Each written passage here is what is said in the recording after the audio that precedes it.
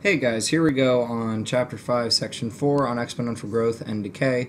This starts to get really fun, especially when we talk about finance. So go ahead and check this out, make sure it makes sense. We know it's exponential growth or decay because we have an variable in the exponent, and the base to that variable is greater than 1. That base b is the growth factor, and then a is the initial amount that we have of the item, or whatever we're talking about.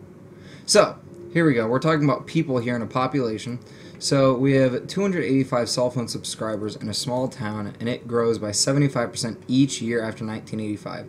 So, see if you can set up what the equation we're going to use for this is.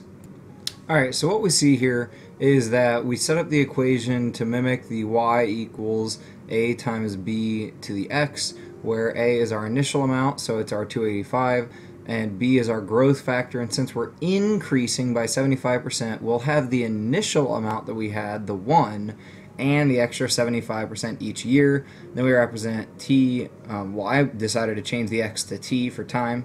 And then since it says how many cell phone subscribers were in the small town in 94, go ahead, plug in for the t and solve this. So we plug in 9 for our years, and then when we do the math, make sure you're careful with your exponents in your calculator. We get 43,000. Actually, if we round, because we cannot have any partial people, we will get 43,872 subscribers. Go and look at the situation here. Fill in everything for A through D. Pause the video, take a second. Alright, so our initial amount, A, is going to be the 15,000. The percent rate of change is 4, so that will then be 0.04 added to 1, so it's 1.04. Find the number of students enrolled after 1 year. You calculate 15,000 times 1.04 to the first power, but that's only after 1 year. And complete the equation. So then we can say y equals, I'm going to write out here because I cannot fit in there,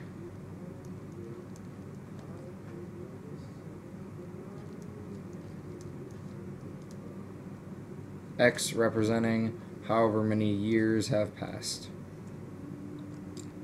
So this is what I was talking about with the finance side of it. So take a moment, read this, pause the video, make sure you understand what we're talking about with balance, principal, interest rate, number of times interest is compounded per year, and the time in years. So hopefully you've worked through the Pearson module to get to the got it of problem 2. Please make sure you're doing that. But let's set this up in the A equals form and fill in everything here. You can refer back in the video like 5 seconds if you need to check on what is what. But pause the video, try to plug that all in, come back once you have everything filled out. Alright, hopefully you set up something like this where the principal is the $2,000. The rate is 4.5, so we convert that to our rate in decimal form, scoot it over 2 places, get 0.045. Our number of times per year is 12 since it's monthly, and then our time that has passed is 18 years. So I carry out the math. 12 times 18 gives me 216. Our division here gives me 0.00375. I add that up, and then let's see what this all comes out to be. Alright, so the amount in his account is going to be $4,489.01. Now there's a couple things going for him here. First off, when it compounds monthly, it will earn more quicker, and then it sat there for 18 years. So if you want to make some money, you got to be able to part with it for a while. Pause the video and go ahead, try number 3 on your own, set up everything and carry it out. Alright, hopefully you have something like this set up because we have our principal amount of $775, our interest rate of 4.25%, scoot it over twice, earning interest once a year, compounding annually. Annually means once a year. And then after 12 years. So go ahead, carry the math out and see what you get. We end up having $1,277.07. Again, the interest rate is not quite as good. It's only compounded annually, and it's only in there for 12 years. Try number 4 on your own real fast. Alright, so here we filled in our principal amount, our interest rate, the fact that we're compounded monthly, but then because it's 6 months, that's only half a year, so our time in years has to then be a half. Do this math, and if you're having any trouble getting these values in your calculator, I would always get the value in your parentheses, do it to the power, and then multiply by your principal amount. It just makes things a little bit easier to make sure you compute it all correctly. Then we get $3,619.80 when we do all the math. So now we're going to get into exponential decay, where A is still the initial amount, but B is now the base decay factor.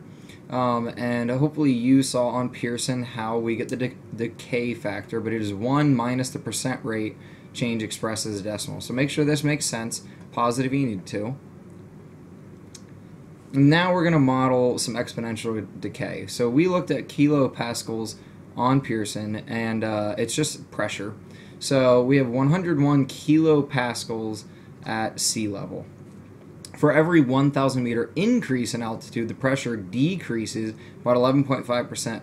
So what's the atmospheric pressure at an altitude of 5,000 meters? Go ahead, try to set this up and realize that we're talking 1,000 meters, 5,000 meters here, so just pay close attention to that. So I set up the equation with 101 being my initial amount. I find my decay factor to be 0.885, and then my time units is really 5 because we went 5 of the amount that we're talking about. So since it's a 1,000 meter increase, we went 5 of them. So we find our answer to be right about 55 kilopascals. It's 54.83. Hopefully question B here makes sense to you. If not, you can ask me in class or online. But make sure that you've worked through the entire Pearson module and that you do your homework. Let me know if you have any issues, and have a great day. Thank you.